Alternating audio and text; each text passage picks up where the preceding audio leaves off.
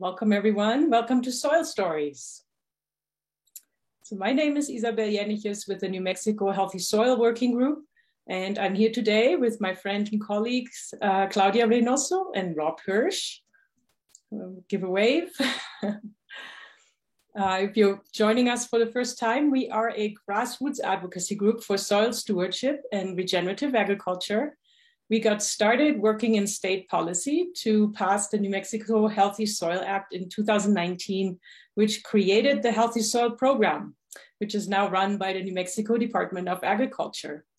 And actually the application period for the Healthy Soil grants is open right now with a deadline of May 12th, and we will share the link in the chat and probably hear a little bit more about that today.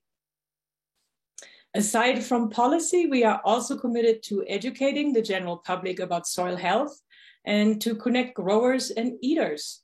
And so the Soil Stories idea was born. We've been hosting these virtual gatherings for about 2 years now. So today we are really pleased to host Julie Maitland, Division Director at the New Mexico Department of Agriculture, who was one of the first supporters of the Healthy Soil Act. And it's fair to say that without her and her continued support for the Healthy Soil Program, none of this would have been possible.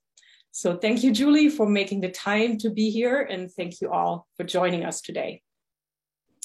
The evening will go as follows. So Rob will introduce our guest, and then Julie will talk for a little while until about 6 o'clock or so. During that time, please remember to keep your audio off, but feel free to keep your video on. It's nice for our guests to see you, and use the chat box to type your comments and questions.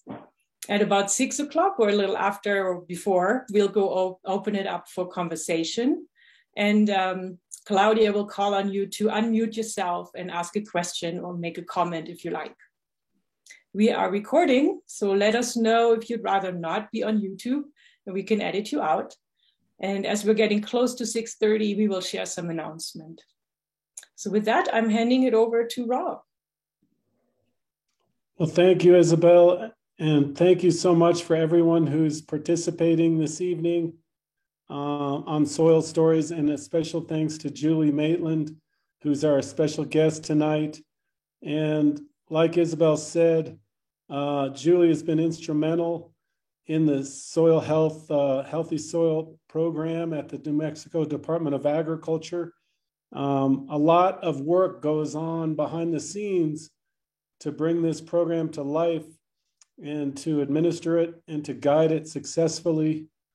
And Julie has been so important in that administration, and we can't thank her and her team enough, and the Secretary Whitty enough for all that they do to forward the Healthy Soil Program for New Mexico. But Julie does much more than the Healthy Soil Program coordination and administration. She is the Division Director for Agriculture Programs and Resources. She has been in this role for 20 years, and her program encompasses natural resource policy analysis and natural resource programs. We've mentioned the Healthy Soil Program, but she's also oversees the coordination with the Soil and Water Conservation District Program, administration for the Soil and Water Conservation Commission, as well as policy issues related to water, land management, wildlife, conservation, climate, among many others. She oversees other programs, including the Acequia and Community Ditch Fund, the Agriculture Workforce Development Program, and a number of large grants related to endangered species, technical service provider programs, and collaborative land management improvement projects. The division staff, without whom none of this good work could occur, she interacts with tribal, federal, state, and local governmental entities, as well as public stakeholders, including ourselves at the New Mexico Healthy Soil Working Group.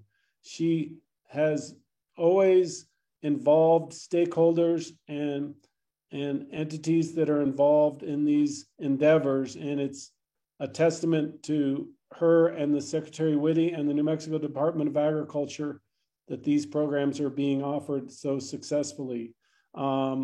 And as Isabel said, this is a very special time in springtime now, with the Healthy Soil Program grants period being available starting in March and concluding in May. So we really hope people take advantage of the opportunity. There are more resources than we've ever had in New Mexico from the state level being provided to the Healthy Soil Program for education, for grants for producers and eligible entities on their behalf.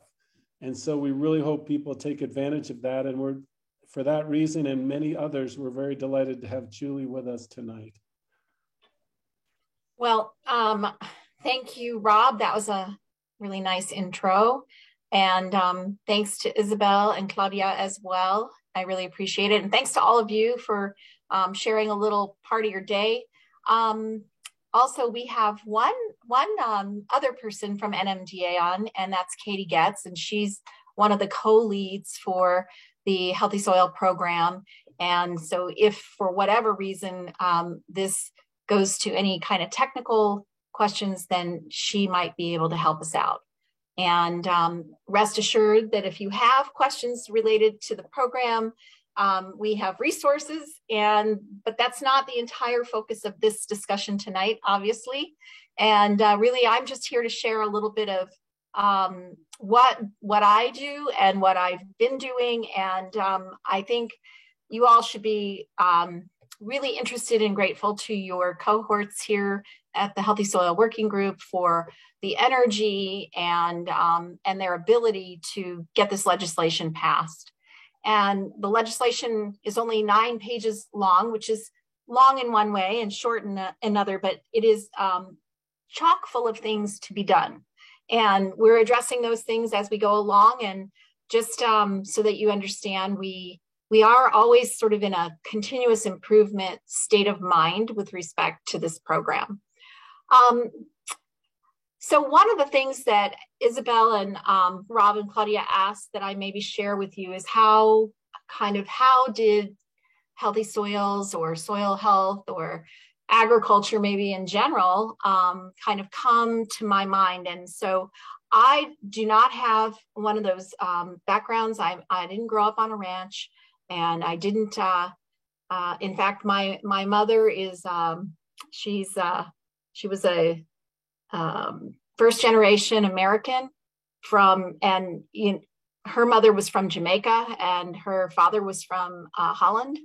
And on my father's side, I'm pretty sure they must have had some agriculture. They were from Maine, and they have deep, deep roots coming over into the States, some many moons ago.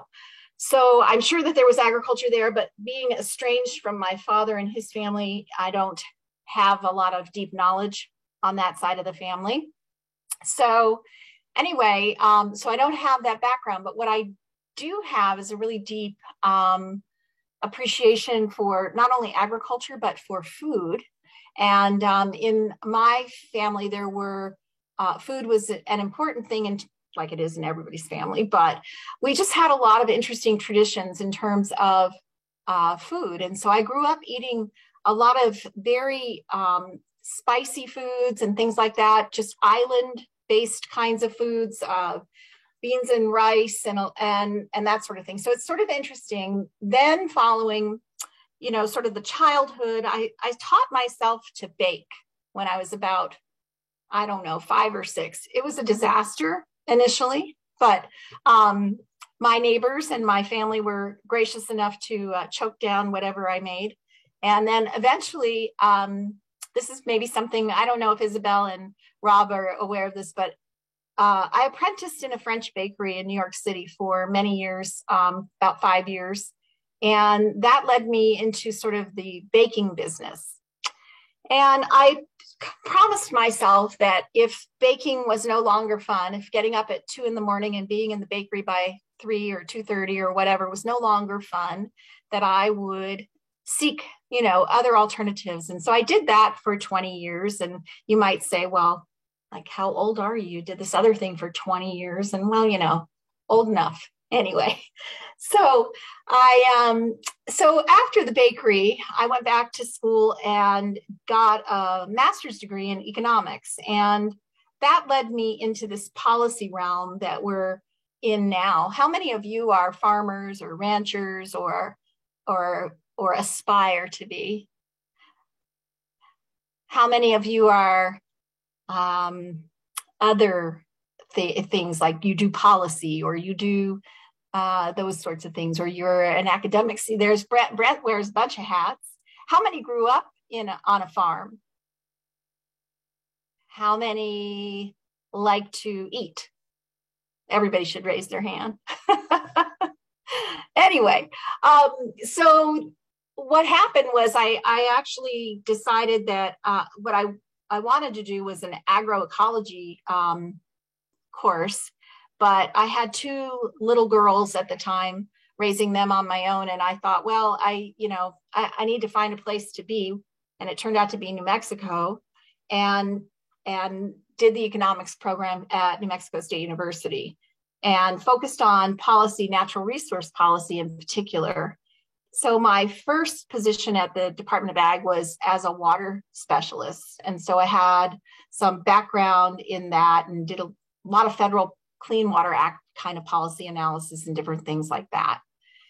So the circular part of this for me is the idea that food and agriculture, of course, are inextricably linked, but the policies that drive what kind of outcomes we have, where money goes, it's really important for us to understand. And so that's the direction I kind of took.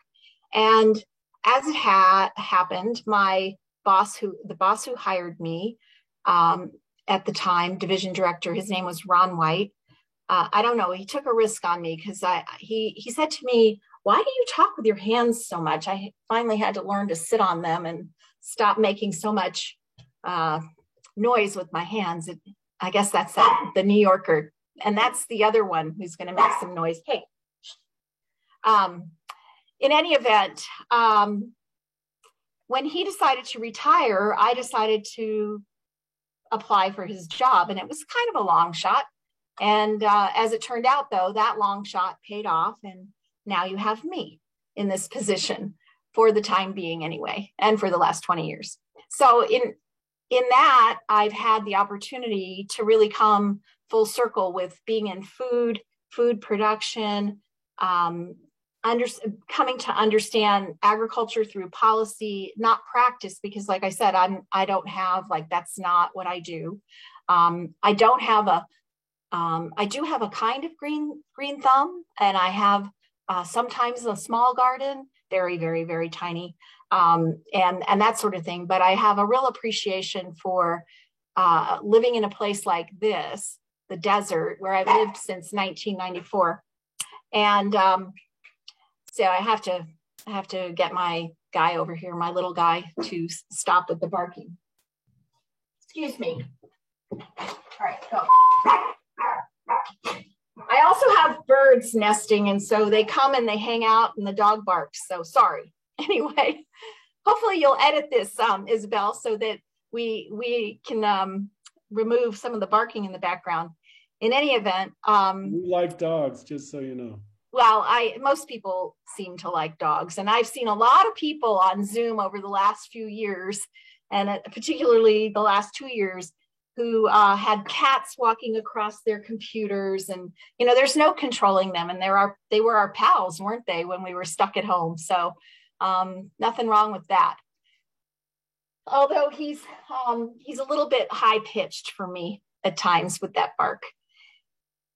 Anyway, getting back to, so this stuff for me personally is really integrated, and I don't know how many people sort of work in this, realm, or think about what is the state doing, or what are the feds doing, and how does this impact us, and living in the desert, and where's the water, and where's it going to come from, and who's going to get it, and all those kinds of things. So we're really facing, I think, a lot of interesting questions related to soil health, related to the reason that the NRCS exists, Natural Resources Conservation Service, the reason that soil and water conservation districts exist is to conserve those resources so that we can continue to have productive agriculture and productive forests and watersheds in this state and across the country, in my view. I mean, because soil and water conservation districts, for instance, are everywhere in the state.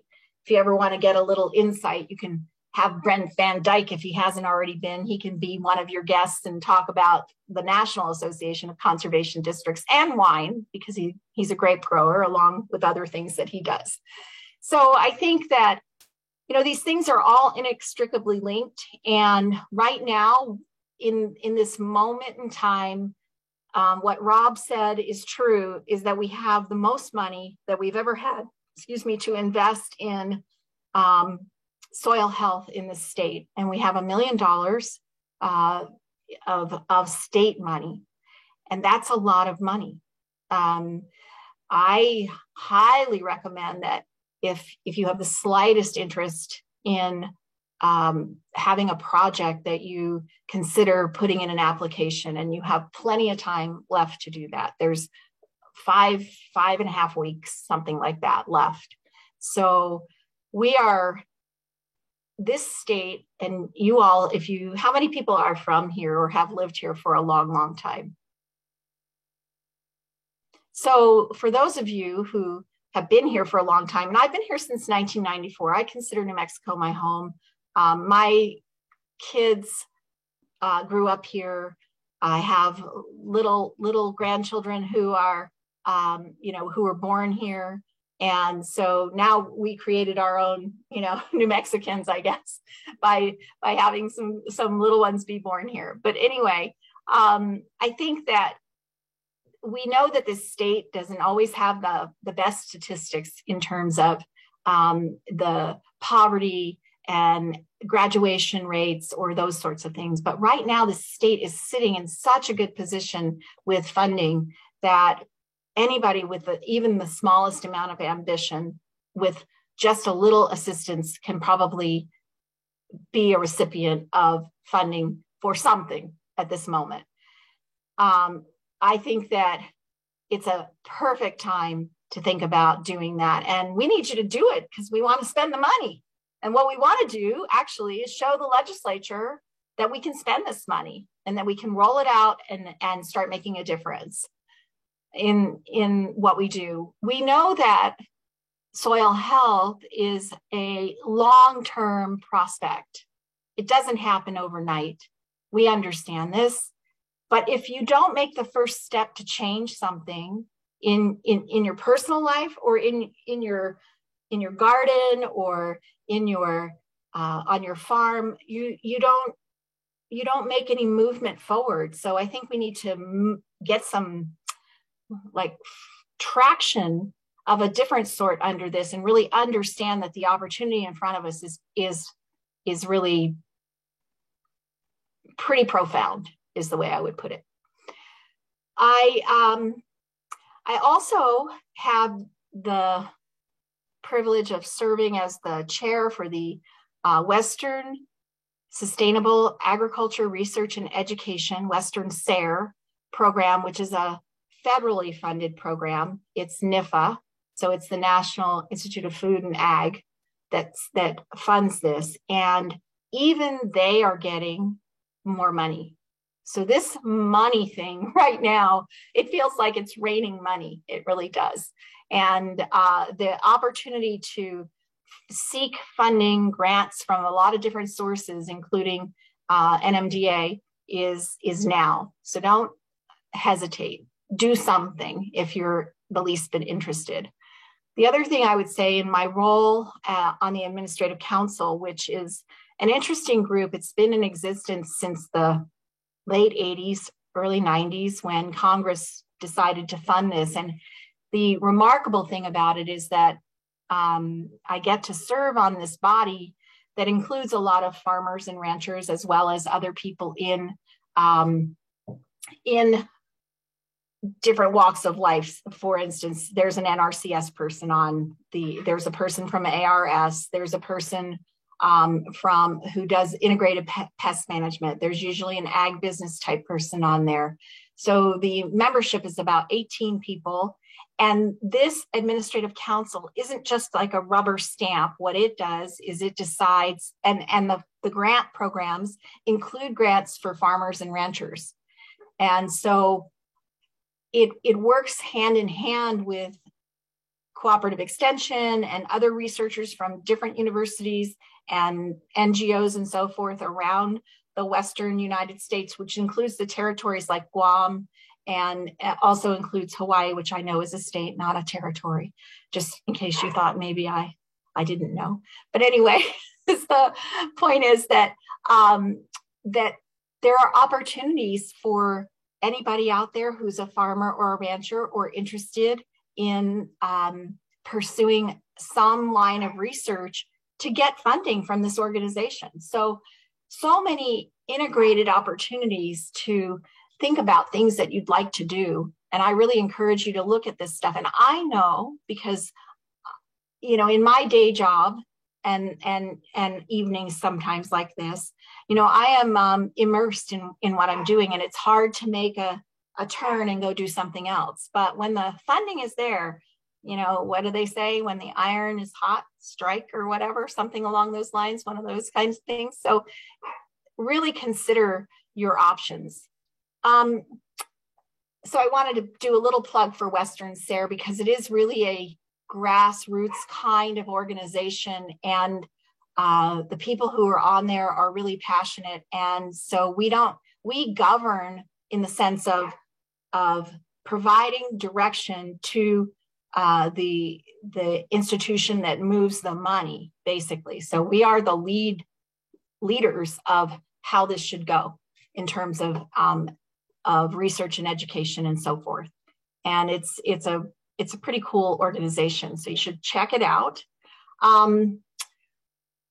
Well, I know that Isabel had some questions, and I think the advice that I'm giving you is to do something. If you have something you want to do, or you have people in your sphere that you can influence, then talk this stuff up and go get the money.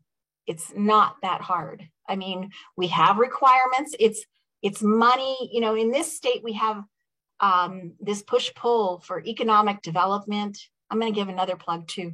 For economic development, and at the same time, we have an anti-donation clause. So we have to create ways for individuals to get funding. One small exception to that is we have the Agriculture Workforce Development Program. This is something, if you have an ag business and you would like to have an intern, we have money for that. And this year, do you think we have more money or less? You're right, we have more money. So I encourage you that if you have an agriculture business, and that could be anything from value added to farming to ranching to pretty much, I think anything, you know, farmers markets, CSA, anything that you could think of, you can get an intern. And let me tell you that this program, it's not hard to get money. You just can't you can't displace an existing employee, and you cannot hire your mom, your brother, your sister, your daughter. You gotta get somebody out there who hasn't been working for you. So it's a pretty cool program. So I really highly encourage you to look at that. It just closed for this season, if you will, for the F22. But beginning July 1, it'll be open again. And we have quite a lot more money. And any given business can get up to 3 interns in a year, and $7,500 per intern, and the business matches the other half. So basically for $7,500 times 3, that's not too bad. There's some small requirements, workers' comp type requirements and things like that, but I think you'd find it could go a long way to helping people, especially, for instance, if you want to implement a healthy soil project and you need help, you can get an intern. You have to find your own intern. We're not really a matchmaking service. We haven't, we don't have the bandwidth in our division at this moment to be the matchmakers, but hopefully we'll be able to get a little bit more traction in that direction as well. Thanks, Katie. See, Katie, she's such a talented person over there, putting everything in the chat for you. So you just have to stay tuned on the Ag Workforce Development. It just closed for this, like I said, for this season on April 1st. With everything that we've been doing over the last several years, we are trying to back our processes up so that, because we have to spend funding over the fiscal year by June 30th, right, or before, really, we're trying to back all our processes up to get the money to individuals as quickly as we can before you lose an entire season. So when we first did the Healthy Soil Program, we were in the November range of awarding funding. Now we're to the end of July, early August frame. So everything takes a little time and process to get organized, but we have to work within the confines of what the state has to offer, July 1 in the fiscal year to June 30th, and it doesn't really overlap nicely with everything that farmers and ranchers and businesses do, but that's how it is. And so we're really working hard to get that stuff backed up in such a way that it takes, we have a longer time frame so you can fit into the program. So that's what I have for you. And I'll tell you one thing you didn't know about me. And I'm a yoga instructor. So that's like way off the charts, right? Got nothing to do with anything, but I do like to do yoga on the ground. So you do online yoga instruction? No, I haven't been doing that. I haven't been teaching for a while. I taught for a long time. And then I got just so busy with everything that it was really hard to, I couldn't get from work to the yoga studio in time. It's really what it boiled down to. It was just impossible. So, but I have a yoga state of mind always. Brett, if you'd like to ask your question. I do have a question for Julie, and I appreciate Julie being on here and for all the work that she does. Absolutely. It benefits the state of New Mexico, and she's just really an advocate for what we all do. But I do have a question, and she brought it up, so I'm going to ask it. So as with these federal stimulus funds that we're now commingling with state funds, because it used to be pretty black and white, state funds, the anti-donation clause, procurement codes, all of that was something we all knew that we had to navigate. Now, when you blend and commingle these funds, do the rules change when you blend those federal funds with state funds? So I don't know if I'm going to give you a very satisfactory or direct answer, but what I would say is that wherever, for instance, if we're talking about the anti-donation clause, for instance, and as related, for instance, to the Healthy Soil Program, I can't give you these dollars that I have in my hand directly. So you have to apply through an eligible entity to get these dollars. And an eligible entity equals a soil and water conservation district, a tribe, Pueblo nation, or cooperative extension can apply for funds directly to us. So I don't think it matters what the money is. The other thing is we do get some matching funds through NRCS that is subject to, they're called restricted funds. So for those of you who don't know, the New Mexico Department of Agriculture is by constitution attached to New Mexico State University. So we operate a little bit differently than other state agencies. And that doesn't mean that they don't operate in accordance with all state procurement and anti-donation and all those kinds of things. It's just that we have an entity that controls the way in which funds are characterized. And so federal funds are characterized as restricted funds. So it tells you in the grant, for instance, or the contribution agreement, that you get exactly what you can spend the funding on. And then the state funds, general funds, if they're commingled in that case with the federal funds as a match, then you really are restricted in both cases to how you use the funding.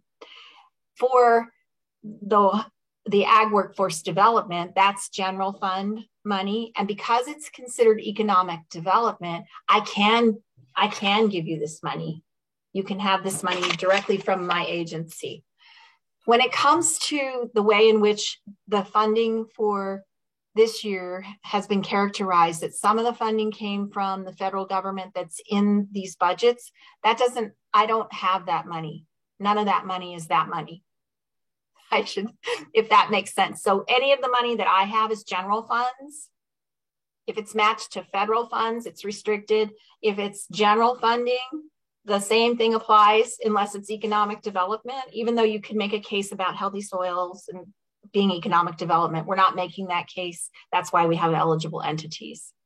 That's not the way it was set up. So I don't know if that's a satisfactory answer, but I can only tell you from my perspective, the funding that we have from this past session, the one, I don't know what about the today one, but the one that ended and that the governor signed off and House Bill 2 and all of that funding is state funds. So we're not going to have that kind of thing. The thing you can't really do though is, for instance, you can't take state funds, you can and match them to other state funds. So in other words, if somebody has if Water Trust Board, which Brent and I both sit on the Water Trust Board for the last million years, you can't, so the Water Trust Board requires a certain match for their programs. If you're getting state money, you can't match state money. It's nice to show you have other state money, but you're not going to get a match that way. Same thing. You can't take federal dollars. Like, let's say I got a federal grant over here and then one from this other agency over here. I can't take those two pots of money and commingle them and say that's a match. So you have to have distinct funds to do that. Does that answer your question, kind of, sort of? Well, kind of, yeah. I just am understanding that the federal stimulus dollars that came in were really kind of different. There's really no per se strict rules like an NRCS grant because it is federal, or something like that, an EQIP program. You still have federal laws that you have to follow. But I think these stimulus checks really don't have a lot of rules. And some of those stimulus dollars were let by the legislature, if I'm correct. I think you're correct about that. And how they do or don't characterize it, I don't know. Like if they've changed, like, oh, this was federal money. Well, now the state is characterizing it as this. So I'm not sure, but all I know is I didn't get money that has any restrictions on, like the funding I got was general fund state dollars. So I'm not too worried about that in terms of our programming. So I'm sure DFA will have its own interesting time with those questions, but this is what I know right now until somebody tells me differently. Perfect. Thank you, Julie. You're welcome. And how's your wine from last year? It's okay. Not as dry as I'd like to have it, but I'll get you some so you can tell me. All right. Yeah, I should have been having wine for this party here. Yeah, we should. Thank you. You're welcome. Other questions?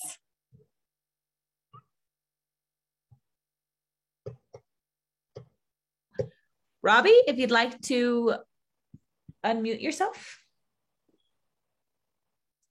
Well, hey, Julie, it was nice to hear from Brent. Hi, Brent. Nice to see you. And nice to hear everyone involved. I was just I guess I wanted to ask a question, given that there were more funds this year than ever, state funds for our New Mexico. I guess first question was, how much money in total, including NRCS money and legislators supported money, as well as the Governor House Bill 2 money. So how much total is there? And then my real question about that is, given that it's a significant increase, would there be a significant increase in promotion for this program so that we get more applicants? And approximately how many grants do you think could be awarded this year compared to past years? So first, I think you should ask me next week the question about the total amount of money, because right now, let's just call it around $1 million. So that we can capture, and I'm not being facetious at all, so we can capture what happened today that I don't know what happened actually, in terms of what other funds that might have been restored to the budget from the Senate, from the junior bill. So I don't know the exact answer to that, but if we just say $1 million, what NRCS has indicated to us in the existing contribution agreement that we have that has 2 programs in it. One program is Technical Service Provider program that is meant to support the implementation of Farm Bill dollars in New Mexico. And the other part of it is for soil health efforts. And that is pretty broad. So they gave us, in the last 2 years, they've, I think, given us, we had 180,000 in matching funds from them. And so what we do is we take 180 of the state funds that we get, and we marry it with that. And so that gives us $360,000 in the contribution agreement. It gets a little complex, but anyway, NRCS, the feds don't have a budget yet. So because of that, they can't make another commitment of a different level. So right now it's 180. So we would match it to the other, to that 360 level. If they change that, this is the last year of a 5-year contribution agreement. So we're in the process of renewing or beginning a new agreement with them. And because they don't have a budget, they're not making any additional commitment. That doesn't mean that down the road, even next year, that they wouldn't. To your other question, we have been doing kind of continuous advertising for, and thanks to you at the Healthy Soil Working Group as well, for not only the soil stories that you do, but also the other events and things that you hold. I think that we have pushed this out, press releases, it's on the website. I mean, if there's anything you can't find on the website, I would say that you're not spending enough time. I know that we are sort of a Twitter culture or a TikTok culture, because we want like 30 seconds, to tell us everything, but that this program is more complex than that. And so go to the website and it's there. It goes out on social media through our public information officer, on some rolling basis. I don't know her exact thing. We just recently held 2 sessions for individual applicants and eligible entities. That was on March 18th, I believe, and then we rolled the program out. So we've had that. Those recordings are available to re-listen to.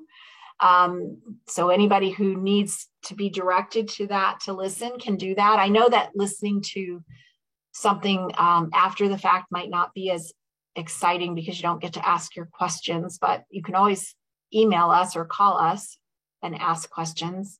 And then what else did you ask me?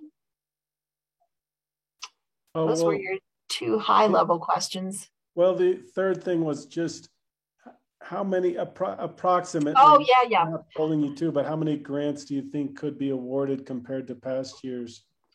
So our individual applicant they're allowed to receive up to not quite $25,000. And then our eligible entities can receive up to $100,000. But in the past, we've had so no grant could be more than $100,000. So if we awarded 10 of those, that would be, $1 million. That's not likely to happen. We're going to make sure it's mixed up and that, all different kinds of entities, individuals can access this funding. But in our first year, if I'm not mistaken, we had one person who asked only for $600 in seed, for instance, to plant a cover crop. So, you wouldn't want to meet it out in $600 piles either. That would take a long time to spend $1 million. So I hope we have a good mix of projects. I know that there are about 33, 34 projects in the queue right now under, because we can see when people start an application, it doesn't mean there's 33 finished though. And the other thing is human nature is to leave it to the last minute. Frankly, I haven't done my taxes yet, and I don't think my accountant is going to be very happy with me, but I had to wait on somebody else for something. So, but the point that I'm making is that the human nature is people wait to the last minute. So we won't know until May 12th at 5 p.m. how many applications we have. I sure hope, that we have, 80 or 100 at least, so that we can, that we have a good amount of projects. Now the technical committee might not be excited with that, but if we have enough reviewers, then we can not burden anybody with too many. I mean, I think 8 or 10 is what we strive for review. And in any event, it's such a hypothetical question. It's a little hard for me to answer, but in the first year, you remember we had, 80 or 100 applications, and 89 or something like that. So, but we didn't have nearly enough money to field that many, to actually give that much money out. So, this program, it is competitive. We do stand up a rigorous committee of individuals who understand different kinds of communities, who have scientific backgrounds, and some who have a background in the Esequian community, in the community farming and subsistence type farming, ranching, all different elements, even specialty type crop stuff and that sort of thing. So we field a pretty broad, diverse community of individuals for that technical panel. So it isn't just you apply, you get money. Your project has to have some technical merit, definitely. But what does that mean? Somebody got $600 worth of seed. That's all they wanted. So it is. We will see when the whole thing rolls out. And, we'll see how it goes. And if we haven't decided what to do, if we don't allocate all of it, we may have to look at a second, round or something. But be aware that these funds have to be spent. That's the thing. The state doesn't we don't do 2- and 3-year grants at the state level. So, you've got from the time that you receive your contract agreement with us until June 15th, essentially, to spend your money. And it's just, that's just a state thing. I can't figure out a way around that. So there, unless the legislature were to change its ways, but I seriously doubt it. So, but hopefully, you know, we're going to get some really good and many proposals. Perfect. Thank you, Julie. And there's a question. So Chris is asking, he needs to stay on mute, so I'm going to ask it for him. He's wondering, in the next 10 years of the Healthy Soil Program, hold on, let me read that. In 10 years, if the Healthy Soil Program has been widely successful, what hopefully will be true? And how will we know that's happening? So like basically, how are we measuring success, and how will we know in 10 years that this program has been successful? Thank you, Chris, for that question. Great question. You guys are hard. Challenging questions. So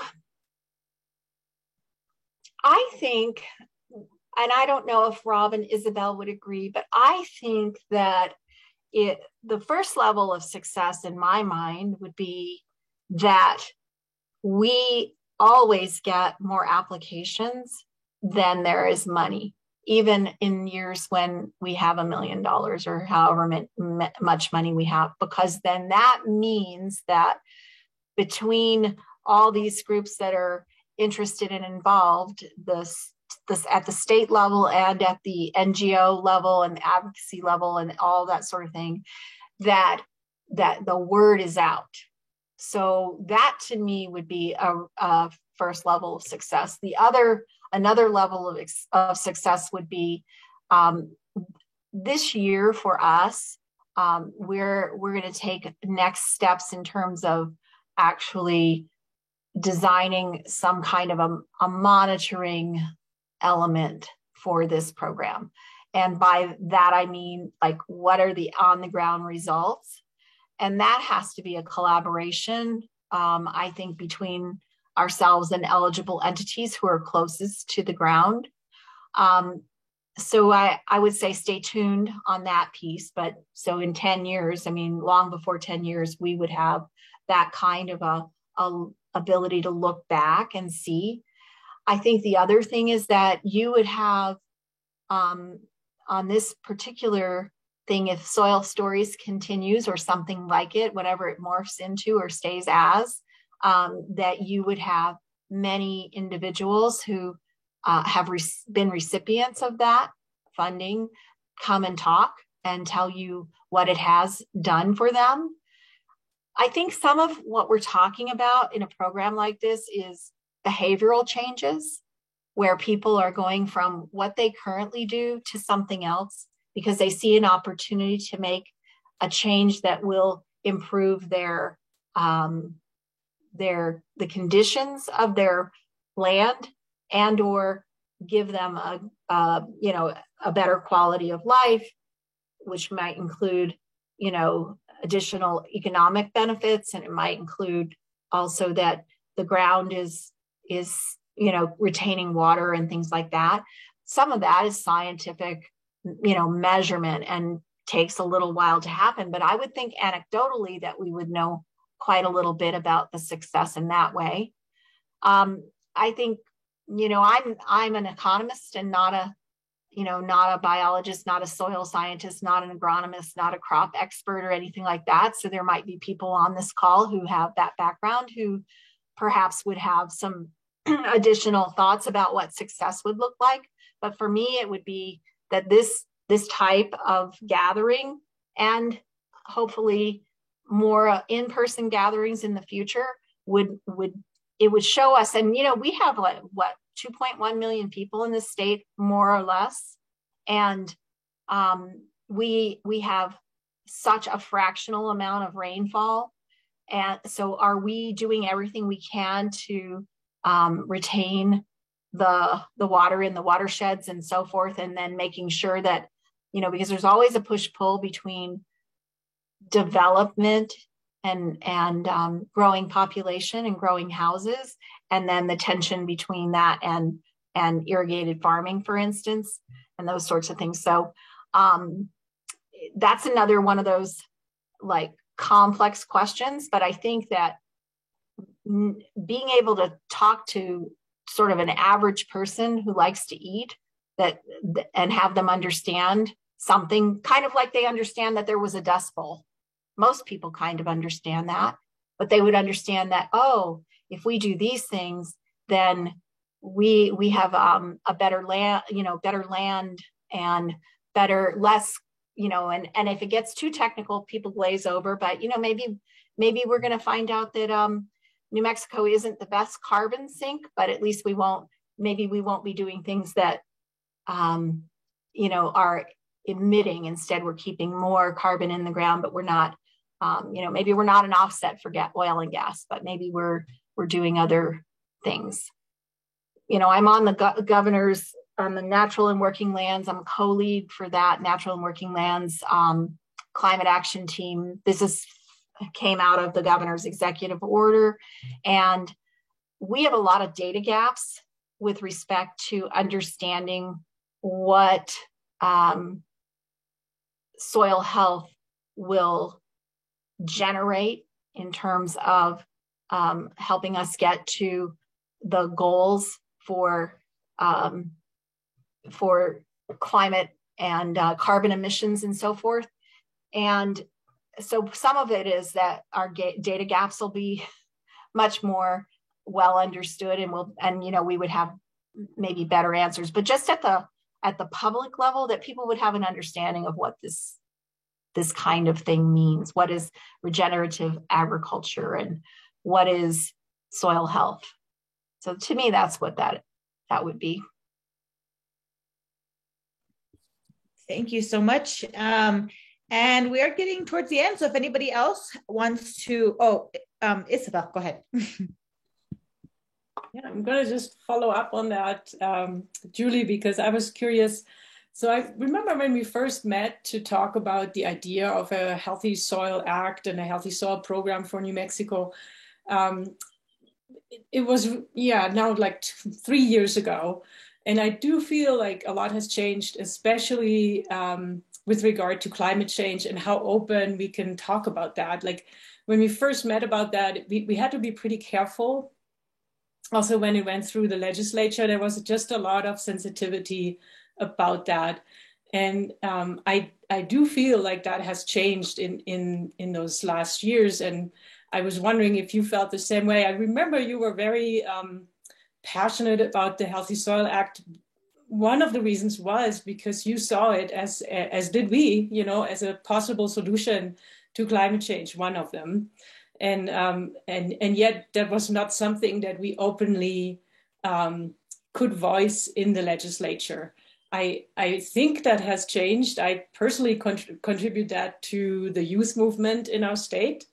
And I was wondering if you felt the same way or what your perception are. And do you see more openly climate change being discussed? And do you think that soil health as a solution has gained more traction? So I think at a national level, because of the reasons I stated earlier about this state and its particular sort of geography and we are definitely still in a drought, and it's a prolonged drought. So I think that, yes, I think that the conversation about climate and what are climate solutions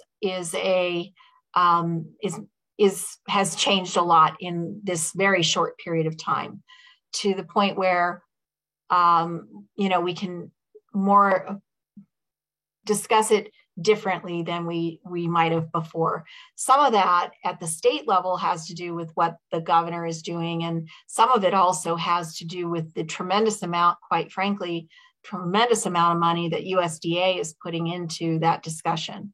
And I mean, grant funding, and millions and millions and millions, hundreds of millions of dollars.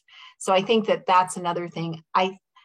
You have a little different bead on things because of your more grassroots kind of work that you guys do. And mine is sort of talking across the sort of university systems and ARS, and I'm on the, I don't know how I get on so many things. I can hardly keep track of my own self. I'm on the steering committee for the USDA the Southwest Climate Hub, and that's through ARS and USDA. Anyway, you know, I think the conversation is more that, like, the language is out there in the public, and we understand that we have to do things and that sort of thing. And so I think that I'm happy, to be honest, that the soil health program was designed like it was in the legislation, because I think it gives us some freedom, that we haven't tied it to a metric that says we're gonna do this much for soil health to get to this place, but it's going to be part of an overall package. And as we begin to understand what the universities are doing, you know, I think that NMSU just got $1 million for their carbon, I forget what it's called, I have it on my computer, but their carbon center, Katie might recall the exact title of it, but it's a collaborative effort across many different aspects of the university to work in that space to understand what we can do with these different activities. I mean, one of the things that we have learned or know from our work in the natural and working lands, we work also with the U.S. Climate Alliance in that space. And one of the things that we know is that, by and large, reforestation is going to be one of the biggest things that we can do to cut carbon emissions. And that we have some things that we, may initially engage in that will cause a higher level of emissions, but then once we get it equalized, it'll do carbon capture, and then we'll have a better outcome. So there are trade-offs for everything that we're doing. And I think that in the long run, I mean, if we don't cover everything with pavement, that will be the first good thing, right? So, I mean, we need to have land that is available to be, to be in a program like a soil health program, right? And so if we cover everything with asphalt or, a house, then we're not going to have that. And so I think we have to be mindful. And I think that's why you all, I think, put, the acequias and the land grants and the tribes and pueblos and nations and all of those different communities into this, because number one, those communities are tied to the land, and number two, it helps if those communities have the resources to conserve what they have, and along with we have 47 soil and water conservation districts in the state. They can do amazing work, and they cross all different kinds of land jurisdictions. So I think, that's a very meandering answer to your question, but I don't have a very clear way to state an answer to your question. I think because it's got a lot of elements to it, or I'm just not clear-minded, one or the other. No, for sure. Thank you, Julie. I really appreciate it. Really appreciate you taking the time to be here, answer our questions, our complex and difficult questions. That's right. So hard, like going to school, getting a PhD. It's really great. And it was wonderful to learn a little bit more what's going on behind the scenes. And we really appreciate your time. Thank you. Oh, you're welcome. And thank you, everybody, for coming. Yes, absolutely. So I'm going to do a couple of announcements. So you've heard, of course, a lot about the Healthy Soil Program, and we definitely want to point you to the Department of Agriculture website for the application and any kind of information that you might need.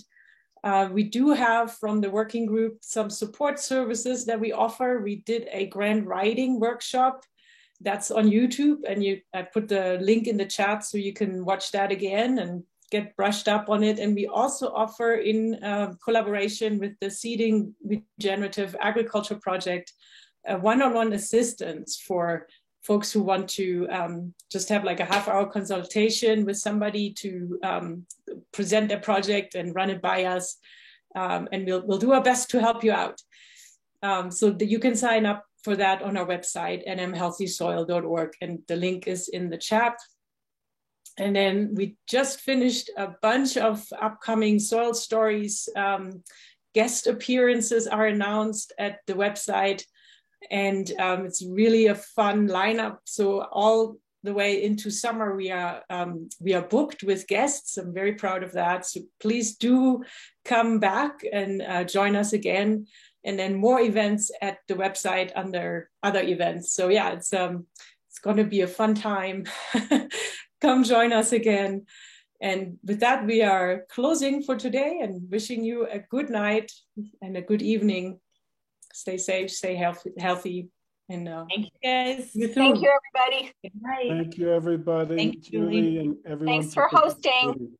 Okay, bye.